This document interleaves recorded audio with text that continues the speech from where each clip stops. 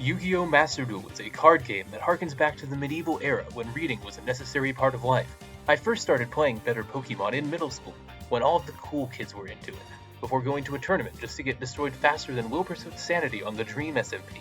I then swore my revenge against anyone who dared to play card games on motorcycles, and have since made a YouTube career off of sending them to the Shadow Realm. Master Duel specifically is Konami's latest train wreck of a port for duel monsters onto the internet, and receives attention only because Maximilian Pegasus finally decided to let us play the game normally. Fortunately, the game has more crystals than a Dora episode, so you will not be heading over a mountain to obtain the solitaire pieces you need. However, the shop system will still swipe your gems if you want to make your rectangles slightly shinier, because style is the most important part of a strategy game. So whether you're new to spending hundreds of dollars on shiny digital cardboard or a dueling English major, please allow me to struggle to fit this useless plastic implement onto my arm, because it's time to duel.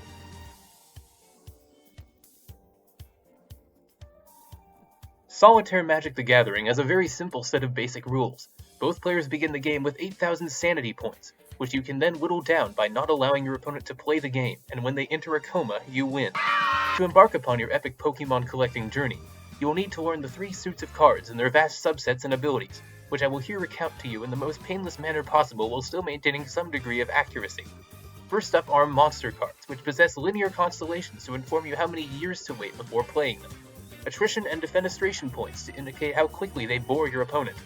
And right in the middle, a portion of my senior thesis. These blocks of legal analysis are what make a card good or bad, and the longer the text, the greater the boredom factor. In the game overall are the cards that do contain a dictionary and the cards that do not, which nobody uses except CEOs. There are also several different types of cards that make up your extra deck, which is essentially a convenient excuse to fit more crap into the game without inflating deck sizes. Fusion monsters require a nuclear reactor to combine atomic particles into purple cardboard. Synchro monsters utilize the power of music to deafen your opponent with a symphonic corporate ladder. Alphabet cards recreate the military using a rank system and sacrificing common soldiers for the greater good. Pendulum cards allow you to screw the rules of the game, and Link monsters live in outer space. If that sounds complicated to you, prepare to drop out of law school, because I've got 2 more types of cards to cover. Next up are spells, which give you unlimited power in exchange for making you think. Normal spells generally conduct themselves like detectives, searching your deck for whatever card you want. Continuous spells keep making my content even after I activate them. Field spells let you take your opponent to the park, or in some cases, turn off the game. Quick play spells let you become Lightning McQueen and bore your opponent faster. Finally, ritual spells let you perform blood rituals and then bleed out to lose the game. But if you thought quick play was fast, trap cards are here to completely confirm your suspicions. Traps are the slowest possible method of winning, but can still surprise your opponent, throwing their cards off the table and putting an end to their game of solitaire. Regular traps are a basic surprise party package and jump out of nowhere to give you an aneurysm. Continuous traps aren't particularly surprising, but eternally annoy your opponent, and counter traps are this children's card game's Uno reverse card, effectively telling your opponent that the only answer is no. Congratulations, at this point you are a certified lawyer and can object to anyone improperly understanding the cards. Your graduation ceremony, however, leaves much to be desired as you are thrown out into the world to figure out exactly which cards do what. As you construct your own deck, Hypercorp is designing a machine to figure out which cards are the best, and use them all. At the same time, this creates a playing condition called the meta, where people try to figure out who can be the most unfair. So if you're not already in a coma, I'm going to attempt to explain to you which pieces of cardboard are the scariest and why you should fear them.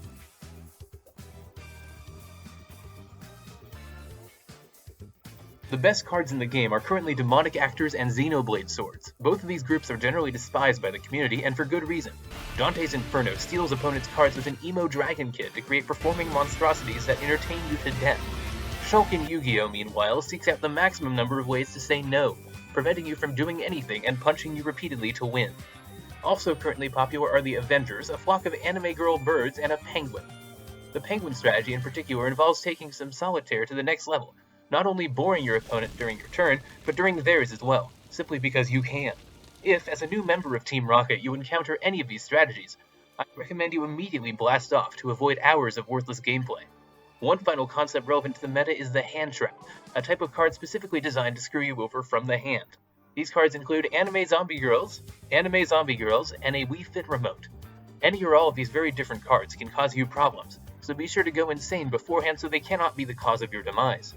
Having covered the small percentage of available gameplay that actually comes up competitively, only a few pieces of advice remain. First, do not try to pick every deck that you assemble in Master Duel in real life. The costs are psychotic most of the time, and you will end up selling your house if you're not careful. Don't ask me how I know. Second, think carefully before investing time into this game. Is it fun to play solitaire for you? Is it fun to watch others play solitaire, and or can you watch a video while they do? If so, this is your game. I would like to thank the small but devoted group of patrons to my channel who encourage me to continue producing similar pieces of insanity. If you would like to join them, please press the red button below and become a proud member of one of the world's most insane communities. Thank you for watching, and of course, I will be coming to your house within the hour to review your English skills. I'm a chef, at those masquerades.